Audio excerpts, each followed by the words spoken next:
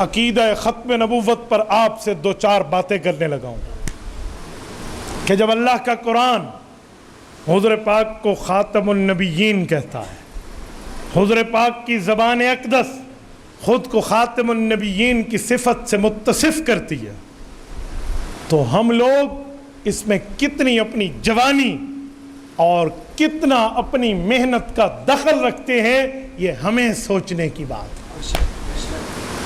ابھی بھائی نعت پڑھ رہے تھے نا، اس پہ حضرت ابو بکر رضی اللہ عنہ کے لیے ایک جملہ پڑھا ہے، تو میں اس پر بھی ایک بات کرتا ہوں۔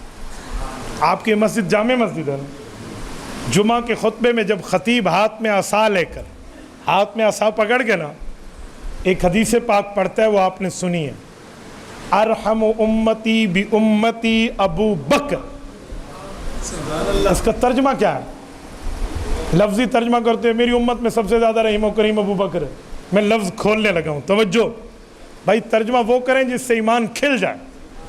ارحم سب سے زیادہ نرم، کس سے؟ بھی امتی، پوری امت میں۔ کس پر؟ ارحم امتی بھی امتی، پوری امت پر۔ کون ہے؟ ابو بکر۔ یہ ارحم اس میں تفضیل ہے، اس انگلش میں کہتے ہیں سپرلیٹو ڈگری ورڈ، اس سے بڑا لفظ نہیں ہے، سب سے بڑا لفظ۔ تو ارحم امتی بی امتی ابو بکر کیا معنی؟ ترازو لو، ترازو کے ایک پلڑے میں جتنی امت میں مرد اور عورت، ولی، اولیاء، غوث، کتب، ابدال، صحابہ، تابعین، تبع تابعین، فقہاء، علماء، اولیاء، اتقیاء، اصفیاء، ایک طرف ان کی رحمت، کرم اور نرمی رکھ دے، ارحم اس میں تفضیل ہے نا، اور دوسری طرف اکیلا ابو بکر کی نرمی کے معاملے کو تول لے، ارحم امتی، امت میں تو صحابہ سے لے کر قیامت تک ہے، یعنی حضرت عمر سے لے کر قیامت تک کے لیے ارحم امتی، پوری امت کی رحیمی، پوری امت کی کریمی، پوری امت کی نرم مزاجی ایک طرف، اور ابو بکر کی ایک طرف، فرمایا ابو بکر کا پلہ بھاری ہو جائے۔ یہ فتویٰ میرے نبی پاک صلی اللہ علیہ وسلم کا، تو اتنا نرم ہے نا۔ آؤ ذرا اس نرم صحابی سے پوچھتے ہیں کہ ختم نبوت پہ بھی نرمی کرنی چاہیے۔ یہ نرم ترین شخص ہمیں کیا بتاتے ہیں؟ شاید کوئی ڈھیل دے دے، کوئی نرمی بتا۔ آؤ ابو بکر کے دروازے پہ چلتے ہیں۔ رسالت مآب کا دنیا سے انتقال ہوتا ہے، حضرت ابو بکر جانشین پیغمبر بنتے ہیں، اور مسلمہ کذاب یمامہ کی بستی میں اٹھ کے خود کو جھوٹا نبی گردانتا ہے اور اعلان کرتا ہے میں نبی ہوں۔ میری نبوت کا معجزہ یہ ہے کہ 5 نمازیں تمہیں محمد صلی اللہ علیہ وسلم نے دی تھی، میری نبوت میں رب نے 3 معاف کر دی ہیں، 2 پڑھو۔ اور اس بے ایمان نے یہ اعلان کر دیا اور اپنی نبوت کاذبہ کا اعلان کیا، اور رسول اللہ کی تاج نبوت پر ڈاکہ ڈالا۔ تو ابو بکر صدیق رضی اللہ عنہ نے اپنے اوپر آرام کو حرام کر دیا اور فرمایا لشکر اکٹھا کرو، اس کا مقابلہ کریں گے۔ اس نے تاج نبوت کو میلی آنکھ سے دیکھا ہے۔ حضرت عمر جیسا شخص جو جری ہے، شجاع ہے، نڈر، دلیر، بہادر، خدا کی قسم بہادری جس پہ ناز کرتی ہے، حضرت عثمان سخاوت جس پہ ناز کرے، حضرت علی جس کے لیے فرمایا لا فتح الا علی ولا سیف الا ذوالفقار، جس پر شجاعت ناز کرتی ہے۔ مشورہ ہوا کہ امیر المؤمنین تھوڑی سی نرمی، کچھ دنوں بعد ابھی یہ نمٹ لیں، یہ نمٹ لیں، یہ نمٹ لیں، کریں گے ان کا بھی علاج۔ لیکن ابو بکر کو اتنی جلدی تھی اس مسئلے پر، اللہ اکبر۔ فرمایا لوگوں، حضرت عمر کو جو سامنے مخاطب کیا، یہ جملہ جو میں کہہ رہا ہوں نا، یہ ابو بکر نے فرمایا تو کہہ رہا ہوں، ورنہ شاید کسی عام بندے نے خود سے کہے تو شاید اسلام سے باہر ہو۔ یہ ابو بکر کہہ سکتا ہے، حضرت عمر کو ہم جیسوں کی تو مجال ہی نہیں ہے۔ اجبار فی الجاہلیت و خوار فی الاسلام، کہ عمر اسلام لانے سے پہلے تو تم بڑے جری سمجھے جاتے تھے، اسلام کے بعد ڈرپوک کیوں بن رہے ہو؟ ہمارے ماں باپ قربان حضرت عمر کی جوتی کے نیچے آنے والے تمغے پر، مٹی کے ذرات پر، یہ میں نہیں کہہ رہا، میں ابو بکر صدیق رضی اللہ عنہ کے جملے کو نقل کر رہا ہوں۔ فرمایا عمر اس مسئلے پر، حضرت عمر کہتے ہیں ابو بکر کا یہ کہنا تھا کہ میرے دل میں بھی ابو بکر صدیق والا وہی جوش آ گیا کہ حضور کی ختم نبوت کا تحفظ ابھی ابھی کریں۔ پھر لشکر بنا، لشکر جرار بنا۔ امام ابن کثیر کی البدایہ والنہایہ اٹھائیں، یہ لشکر گیا ہے یمامہ۔ آپ میں بہت سے لوگ حجاز مقدس کا سفر کر چکے ہوں گے، آپ مدینہ طیبہ گئے ہیں، اللہ ہم سب کو لے جائے، اللہ آپ کی برکت سے ہمیں ملے جائے۔ 1000 کلومیٹر مدینہ طیبہ سے یمامہ کی بستی ہے، 1000 کلومیٹر، شاید اس سے بھی زائد ہے کیونکہ 1000 تو ریاض ہے اور ریاض سے بھی 80 کلومیٹر آگے ہے۔ یہ صحابہ کرام گئے ہیں، کوئی اونٹ پہ، کوئی گھوڑے پہ، کوئی پیدل، اتنا دور گئے اور وہاں پر یمامہ کی بستی میں جا کر مسلمہ کا مقابلہ کیا۔ بڑے بڑے اجلہ صحابہ اس میں، حضرت معاویہ بن ابی سفیان رضی اللہ عنہ جیسا شخص اس میں موجود ہے۔ حضرت معاویہ خود فرماتے ہیں کہ جب مسلمہ کو دھکا دینا تھا تو دھکا دینے میں گرانے والا میں ہی تھا۔ کتنے کتنے اجلہ لوگ اس میں گئے اور ابو بکر پل دو پل کی خبر بھی ان کی لیتے رہے۔ خود جانا چاہتے تھے، حضرت علی المرتضیٰ نے کہا امیر المؤمنین نہیں، آپ یہاں رکیں گے، اگر آپ کو وہاں نقصان ہوا ملت اسلام دنیا کو کیا منہ دکھائے گی کہ جسے نائب نبی بنایا اسے بھی مروا بیٹھے۔ نہ آپ یہاں رکیں۔ سادات کی بات پہ حضرت ابو بکر سر جھکا دیا کرتے تھے، حضرت ابو بکر رک گئے تھے۔ مجمع گیا اور وہاں پر مقابلہ ہوا، اس مقابلے میں بنو حنیفہ کا مسلمہ ایک کذاب ڈر گیا اور اس نے پسپائی اختیار کر کے ویڈرالنگ پوزیشن پہ اپنے قلعے میں جا چھپا۔ اور آپ جانتے ہیں کہ قلعہ کتنا بلند ہوتا ہے، آپ لاہور کا ذرا شاہی قلعہ دیکھ لیں، بدامی باغ میں نیچے ٹھہرے اور قلعے کے اوپر دیوار دیکھیں، ٹوپی گر جائے گی قلعے کی دیوار کتنی بلند ہے دیکھتے دیکھتے۔ تو قلعے تو اتنے اونچے ہوتے ہیں، وہ قلعے میں گھس گیا، پہلے سے وہاں راشن اکٹھا کر کے رکھا تھا کہ اگر مسلمان لاک ڈاؤن لگا دے تو پھر میں اندر کھاتا رہوں گا۔ لاک ڈاؤن سے آپ زیادہ سمجھتے ہیں نا، حال ہی میں لگ چکے ہیں، تو ڈر کے مارے اندر گھس گیا۔ اب قلعے کے دروازے بند کر دیے، اب قلعے پہ نہ کوئی اس وقت کا نیزہ اثر کرے، نہ کوئی تلوار اثر کرے، نہ کوئی تیر اثر کرے۔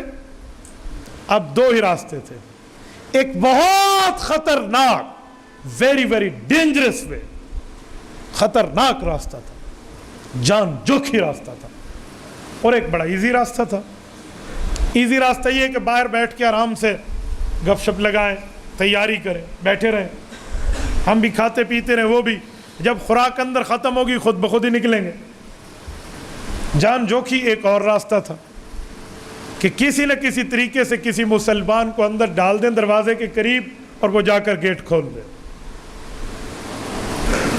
صحابہ نے رخصت نہیں، عزیمت کے راستے کو اپنایا۔ آپ حدیث پاک کے تقریباً ہر دوسرے صفحے پہ ایک نام دیکھتے ہیں، ان انس ان رسول اللہ صلی اللہ علیہ وسلم، حضرت انس بن مالک رضی اللہ عنہ۔ انس بن مالک کے بڑے بھائی ہیں برا بن مالک، ان کی قبر آج بھی یمامہ میں ہے۔ اللہ کی قسم دنگ رہ جاتا ہے خدا کے سامنے ہمارا عقل کہ برا بن مالک نوجوان ہے، 1000 کلومیٹر دور اس کی قبر مدینہ طیبہ سے موجود ہے، اپنی ماں کو مدینہ طیبہ چھوڑ کے آئے۔ اس کے گھر والے وہی ہیں، بچے وہی ہیں، بیوی وہی ہیں، فیملی سسٹم وہی ہے، لیکن ختم نبوت کی تاج کی حفاظت کے لیے 1000 کلومیٹر سے زائد کے سفر میں کھڑے ہوئے اور کہا میں تیار ہوں، جس طرح مشورہ ہو مجھے اندر پھینک دو، شہادت ملنی ہے مجھے باہر ملے یا اندر ملے، کل قیامت میں رسول اللہ کا سامنا اس عالم میں کروں گا کہ یا رسول اللہ جب تک جان میں طاقت تھی، میری رگوں میں دوڑتا خون اور میری سانس کی نالیوں میں چلتا سانس تھا، میں نے آپ کی نبوت پر پہرا دیا۔ یہی طے ہوا کہ نیزوں کے ساتھ نیزے باندھے جائیں اور لمبی سی لائن بنا کر یوں بڑے بڑے ڈنڈوں اور بیمبو اور بانس کی شکل دی جائے اور اس پر ڈھال کو پھنسایا جائے اور اس پر حضرت برا کو بٹھا کر بلند کیا جائے کہ تا وقت کہ یہ قلعے کی دیوار پہ چڑھ جائے۔ اس دوران قلعے کے جو رکھوالے ہیں نا، وہ جو اوپر ٹھہرے ہوئے ہیں، انہیں تیر بھی مار رہے ہیں، یہ تمہیں پتہ ہو، اور جب وہ تیر ماریں گے تو مجمع اس جگہ اندر سے جمع بھی ہو جائے گا۔ جب یہ چھلانگ لگائیں گے تو وہ کیا کریں گے؟ یہ سب کچھ ان کے سامنے ہے، لیکن رضاکارانہ طور پہ برا ابن مالک رضی اللہ عنہ نے خود کو پیش کیا۔ یوں ہی نیزے باندھے گئے، ڈھال پر اٹھایا گیا، اوپر پہنچایا گیا، انہوں نے اندر سے چھلانگ لگا۔ کفر کے جمگھٹے میں جب چھلانگ لگائی تو 80 سے زائد زخم انہیں لگے ہیں، لیکن یہ دیوار سے دروازے کی کنڈی کھولنے میں کامیاب ہو۔ جب کنڈی کھلی، مجھے بتائیں کھلے میدان میں دشمن کے پاؤں ڈگمگائے، آج یہ تو پہلے سے گھیرا بند ہے، کیا بنا ہوگا ان کا؟ خدا کی قہر کی طرح صحابہ کا لشکر ان نبوت کے ڈاکوؤں پہ ٹوٹ پڑا اور اتنا قتال ہوا، یقین مانے وہ کہتے ہیں پاؤں خون سے بھر گئے ہمارے۔ حضرت وحشی بن حرب رضی اللہ عنہ، جن کے ہاتھوں سے حضرت حمزہ رضی اللہ عنہ کی شہادت ہوئی تھی حالت کفر، اس وقت یہ حضرت وحشی حالت اسلام میں، اور کہتے تھے میں ابو بکر کی آواز پہ سب سے پہلے لبیک کہنے والا تھا، تاکہ مجھ سے جو کام ہوا ہے نا حضرت حمزہ کی شہادت، اس کو کسی حصے سے مٹا پاؤں۔ قتلت خیر الناس ثم لاجل ذلك قتلت شر الناس، فرماتے ہیں اسی وجہ سے میں نے سفر کیا اور قلعہ یمامہ میں گیا اور ادھر جا کر میں نے وہی حربہ اسی انداز میں مسلمہ کو مارا جیسے حضرت حمزہ پہ چلایا۔ ان کی معافی تو قبول ہو گئی تھی نا، حضور پاک نے ان کی معافی قبول کر لی، اسلام ہو گیا، رضی اللہ عنہ ہو گیا۔ صرف ایک بات فرمائی تھی کہ واشی تو مؤمن ضرور، صحابی رسول ضرور، تیری توبہ قبول ضرور، لیکن کوشش کیا کر میرے پیچھے بیٹھا کر، مجھے چاچو یاد آ جاتے ہیں۔ حضرت واشی کہتے ہیں میرے لیے کوئی سب سے بڑی بات سے کم تو نہ تھا نا، کہ کیا ہے، کیا پہنچوانا۔ کہتے ہیں میں اسی لیے چاہتا تھا کہ کل قیامت میں تو حضور کا سامنا کر پاؤں اور کہہ پاؤں کہ اس جیسے ظالم کو بھی آپ کے اسی شاگرد نے مارا ہے۔ یا رسول اللہ، اگر میرے لیے سامنے آنے کی گنجائش ہے تو مجھے بلا لیجیے۔ تو کہتے ہیں جب میں نے وہی حربہ تیار اسی انداز میں کیا تھا اور ویسے ہی کہتے ہیں اسے حربہ دور سے میں نے دے مارا اور وہ فکس نشانے پہ لگا، اور جا کر جب وہاں لگا تو مسلمہ گرنے لگا، لڑکھڑایا، حضرت معاویہ نے دھکا دیا، حضرت ابو دجانہ نے اس کی گردن کاٹ دی۔ یہ ہے مسلمہ کذاب۔ آج بھی ہمیں صحابہ کرام کا یہ جذبہ بتا رہا ہے کہ انہوں نے تن من دھن حضور کی نبوت پہ لٹایا ہے، تو ہم بھی اپنے مال اور جان اور وقت کے ساتھ آئین اور قانون اور اسلام اور مذہب اور قرآن اور شریعت کے دائرے میں ختم نبوت کی حفاظت کریں۔ ہمیں بھی چاہیے۔ اس طرح کا کام تو حکومت کے ہاتھ میں ہوتا ہے نا، حضرت ابوبکر تو بائی اسٹیٹ کام کر رہے تھے نا، آج کے دور میں بھی یہ ذمہ داری حکومت کی ہے، اور ہم اہل اقتدار کو یہی بات سمجھاتے ہیں کہ یہ کام تمہارا ہے۔ اگر تم نے ختم نبوت پہ پیرا نہ دیا تو ہم نے دریاؤں کو چڑھ چڑھ کے اترتے دیکھا ہے۔ یاد رکھیں، یہ کرسی اور اس کا مینڈیٹ ہے تو نبوت کے واسطے سے، ایسے نہیں ہے۔ میرے دوستو، یہ ابو بکر صدیق کا دور ہے۔